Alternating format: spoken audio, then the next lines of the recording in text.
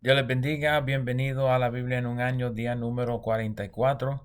Hoy estamos en la primera epístola de Pablo a los Corintios y nos tocan los capítulos 9, 10 y 11. En el capítulo 9, el apóstol toma en cuenta unas objeciones a la forma en cual ministraba en Corinto. Debemos recordar que Lucas graba los esfuerzos de Pablo en Corinto en su obra de los Hechos de los Apóstoles, dando testimonio de cómo Pablo trabajaba en la ciudad para no serle de agravio a la congregación. Al tiempo de la escritura de esta epístola, Pablo actualmente solicitaba una ofrenda de las congregaciones para ayudar a la iglesia en Jerusalén. Por su gran labor entre los gentiles, muchos de los fondos con cual contaba Pablo venían de las iglesias gentiles. Por lo tal, muchos comenzaron a criticar su obra, pensando que el apóstol estuviera recogiendo ofrendas para su propio beneficio. Pablo inicia con una defensa contra quienes cuestionaban la validez del apostolado de Pablo, mencionando que, aunque otros cuestionaran su postura como apóstol, para los corintios lo seguía haciendo, ya que ellos eran fruto de su labor apostólico. En el verso 3, Pablo aparenta dirigirse a sus acusadores dentro de Corinto. Los versos 4 al 6 parecen indicar acusaciones de impropiedades financieras y relacionales. Por lo que conocemos de Pablo y sus palabras en el capítulo 7, no es probable que el verso 5 sea en su propia defensa, sino más bien en defensa de Bernabé. Podemos inferir tres acusaciones de estos versos. Primeramente, que Pablo y Bernabé estuvieran cenando en lugares costosos o de alto nivel. Los corintios aparentemente se sintieron que Pablo había abusado de ellos en utilizar fondos para tales cenas. Les estuvo mal que los apóstoles estuvieran disfrutando de cenas lujosos o al menos vistas como lujos. Segundo, la cuestión del matrimonio de los apóstoles. El problema del matrimonio no trataba del acto de casarse, sino más bien del costo asociado con el mantenimiento de una familia y los gastos de viaje de una compañera. De nuevo, el énfasis de las acusaciones en Corinto aparenta ser sobre la carga financiera de los apóstoles a la iglesia. Tercero, la cuestión sobre el trabajo. Como es común en nuestros tiempos también, los corintios deseaban que los apóstoles trabajaran en vez de depender de las iglesias para su mantenimiento. La acusación de los corintios está especialmente fuera de lugar, ya que Pablo había trabajado durante su ministerio en la ciudad precisamente por este pensamiento. De todos modos, Pablo defiende tanto su propio ministerio como el ministerio de los demás apóstoles. De los versos 7 al 14, Pablo presenta el caso por el cual todos los ministros deberían tener el provecho de beneficiar de sus labores en la obra del Señor. Pablo acude a las palabras de la ley sobre el buey que trilla. En su presentación argumenta que las palabras en la ley no eran para la defensa de los bueyes, sino para la defensa del sacerdocio. Para Pablo, la obra del Señor debe ofrecer la misma esperanza que la obra en el campo o cualquier otro servicio. No obstante, Pablo menciona explícitamente que no aprovechó el derecho de sostén en Corinto precisamente para no poner obstáculo al Evangelio de Cristo. Aunque menciona que no utilizó de ese provecho personalmente, amonesta a la iglesia sobre los ministros, diciendo en el verso 14 que quien anuncia el Evangelio debe vivir del Evangelio. Pablo termina el capítulo explicando que, por cuanto no tuvo que depender del sostén financiero de los corintios o de ninguna iglesia, pudo predicar con toda libertad el Evangelio de Cristo sin preocupación alguna. Al contrario, Pablo menciona que, estando libre para predicar el Evangelio, se sujetó a servidumbre de todos, haciéndose en parecer igual a todos para la efectividad del evangelismo. Dice que se hizo como los judíos para ganar a los judíos, se hizo como los gentiles por ganar a los gentiles. Su mención de hacerse como los débiles parece ser un punto dirigido a los corintios. Termina con su perspectiva sobre el sacrificio que ha tenido que pasar con tanto de poder llevar el Evangelio. Insiste que tendría que andar en constante disciplina con tanto de no ser descualificado. Siendo que Pablo no estaba sujeto a ninguna de las iglesias, está definiendo que la única manera en la cual pudiera ser descualificado sería por mandato de Dios. Lo importante es que entendieran que Pablo no se enorgullecía de su propio mantenimiento, sino que requería de mayor disciplina propia para servir sin resentimiento. En el capítulo 10, no se debe tomar en consideración fuera del contexto del previo capítulo, porque Pablo acaba de explicar lo que le es necesario para no ser descualificado. En contraste, en el capítulo 10, Pablo presenta el caso de los hebreos, quienes habiendo sido llamados de Egipto para habitar la tierra prometida, fueron descualificados en el camino. Pablo menciona que todos los que salieron de Egipto estuvieron bajo la nube, cual no parece ser una indicación de la columna de nube y fuego, sino la nube de gloria en el monte Sinaí, donde Moisés recibió la ley. Menciona que todos estuvieron en el mar, aunque pasaron en el mar en seco. Menciona que todos comieron el alimento espiritual, siendo el maná cual milagrosamente descendió en el desierto por 40 años. Finalmente, que todos bebieron de la bebida espiritual, haciendo referencia a las dos ocasiones en cual agua brotó de la peña. Con todo esto, Pablo menciona en el verso 5 que la mayor parte de ellos quedaron postrados en el desierto, una referencia a la muerte de la generación original del Éxodo. La referencia a la idolatría de Israel en el desierto es a Éxodo 32, específicamente en el cual el pueblo se postró a adorar al becerro de oro, luego de pensar que Moisés había muerto en el monte. 3,000 personas perecieron como resultado. La referencia a la fornicación, cual causó la muerte de 23,000 en un solo día, es a Números capítulo 25, donde el pueblo se vio tentado a fornicar con las hijas de Moab.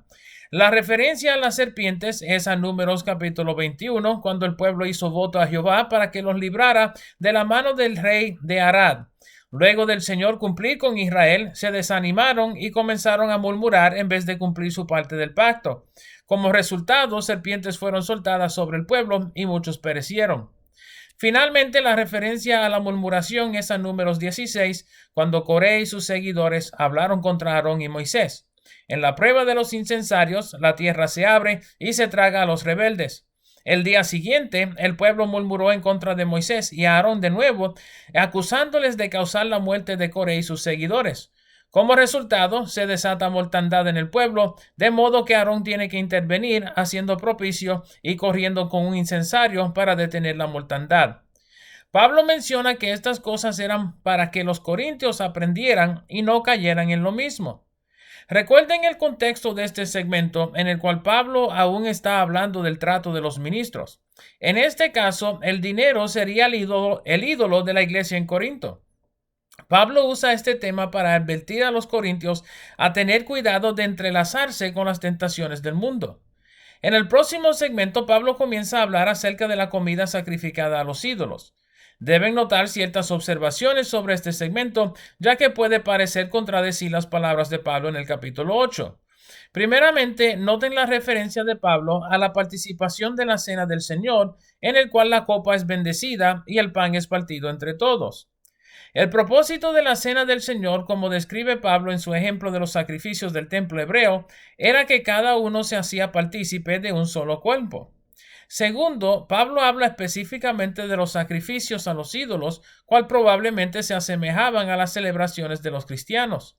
Ya sabemos que Pablo amonesta a los corintios a no participar de la fornicación en los templos paganos, y este parece ser una amonestación para no participar de las cenas en los templos paganos tampoco. Pablo menciona que los gentiles sacrifican a ídolos, pero actualmente a demonios sin conocer. Para Pablo, el comer de la comida de los templos paganos y luego participar en la mesa del Señor sería una provocación a Dios. El capítulo termina con un discurso parecido a los consejos del capítulo 8 en cuanto a lo sacrificado a los ídolos. Pablo menciona específicamente de nuevo el problema de conciencia o debilidad de fe. Noten en el verso 25 que Pablo define que lo vendido en la carnicería se puede comer sin preguntar sobre su dedicación. Semejante a su consejo en el capítulo 8, debemos ser conscientes de los demás en cuanto a comer de comidas sacrificadas a ídolos. El capítulo 11 contiene algunos de los puntos más contenciosos de las epístolas de Pablo. Vamos a tomarlas en orden. Primeramente, el segmento sobre la cobertura de la cabeza. Un prominente error en muchas traducciones de la Biblia es el de poner un título a este segmento parecido a el atavío de las mujeres. Tal título no es original al libro y de inmediato causa un prejuicio sobre el contenido del segmento. Entre los capítulos 11 al 14, Pablo habla acerca de la reunión de los corintios. Por lo tanto, este segmento tiene algo que ver con su reunión. Pablo comienza hablando acerca de la cabeza, cual es un símbolo de autoridad en las Escrituras. El hombre es la cabeza de la mujer y la cabeza del hombre es Cristo. Esto parece ser con relación a la autoridad relacional. Deben notar que Pablo no denigra la posición de la mujer, sino que habla en respecto a las costumbres de su tiempo. El hombre, cuando ora o profetiza, no debe cubrir su rostro conforme a la cultura. Mientras tanto, Pablo también menciona a las mujeres como orando y profetizando en la congregación, pero con cabeza cubierta según la cultura. Entonces el segmento habla más acerca de identidad y autoridad que cualquier otra cosa. El verso 10 parece ser con relación al ministerio de los ángeles mediante las escrituras como mayordomos de la profecía o la palabra de Dios. De la misma manera que los ángeles profetizaban con autoridad, las mujeres también profetizaban con autoridad. Aunque ha habido varias interpretaciones del verso 10, parece describir que las mujeres quienes profetizaban en la iglesia ejercían autoridad sobre sus maridos en la congregación. Sin embargo, según Pablo, los maridos ejercían autoridad en el hogar. De modo que la relación autoritativa es mutua y la postura de los hombres y las mujeres en la congregación es igual en cuanto al servicio. Clave a la interpretación correcta de este pasaje es el verso 16, en el cual Pablo menciona que ni los apóstoles ni las iglesias tenían tal costumbre en cuanto al cabello o la cobertura de la cabeza. Esto significa que parte de lo que se conoce como teología de tarea, cual hace referencia a la aplicación particular de teología, unas normas específicas sin aplicación universal. El próximo segmento del capítulo trata acerca de los abusos en la Cena del Señor. Pablo menciona que la Cena del Señor se celebraba en Corinto por factos en vez de unidad. Algunos cenaban antes que otros, dejando los últimos en llegar con hambre, mientras los primeros hasta llegaban a embriagarse. Por motivo de la división en la iglesia, Pablo les acusa diciendo que no celebraban la Cena del Señor. El propósito de la Cena del Señor era reconocer la unidad de la iglesia como un solo cuerpo. Esto no se podía hacer mientras la iglesia estaba dividida. Los versos 23 al 26 incluyen las instrucciones de Pablo en cuanto a la Cena del Señor. Noten que Pablo recibió este formato ya que no fue partícipe de la Cena del Señor con los discípulos.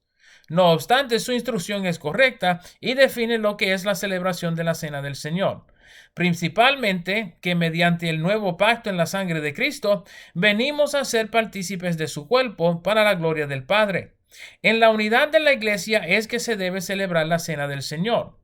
Muchos han interpretado el final del capítulo como una advertencia contra tomar la Cena del Señor por motivo de algún pecado. El verso 27 no se puede interpretar independiente del verso 29, en el cual se define tomar la cena indignamente como la falta de discernimiento del cuerpo y la sangre de Cristo. Los versos 33 y 34 dan énfasis a lo que Pablo acaba de corregir en el previo segmento, diciendo que la cena se debe tomar en conjunto con los demás hermanos, discerniendo el cuerpo, y que el propósito de la cena no es de abastecer a la gente, sino para celebrar su unidad. De tal modo, debemos comprender que tomar la cena del Señor indignamente es tomarla sin consideración de los demás ni tomar en cuenta el propósito de la cena. Esos son los capítulos 9, 10 y 11. Espero les sea de bendición. Nos veremos por esta parte mañana.